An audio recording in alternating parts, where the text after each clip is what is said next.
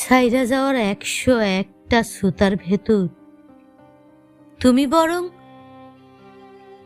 থাইকা যাওয়ার সংকল্প হইও পাখি। মানুষ বেশি দিন থাকে না, পলক খসে গেলেও তুমি তার মায়াটুকু রাইখো। মানুষ ছাইরা যাওয়ার পর সম্পর্কের সংজ্ঞা বুঝতে শেখে, মনে মনে ভাবে আর একটু এফোর্ট দিলে সব ঠিক করে নেওয়া যাইত। রাগ জেদ পাশ কাটাইয়া আর দুদণ্ড মুখোমুখি গল্প করতে পারলে সব ঠিক হইয়া যাইত। কিন্তু তখন আর সুযোগ থাকে না, সম্পর্কে সেতু ভাঙ্গা খান খান হইয়া যায়।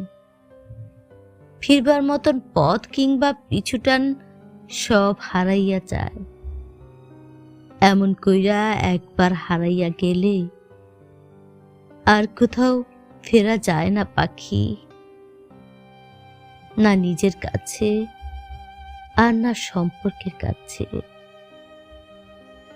আমি তাই চাই, আধা আধি অসম্পূর্ণ অগোছালো যেমনই হোক, তুমি শুধু থাইকা যাইও পাখি।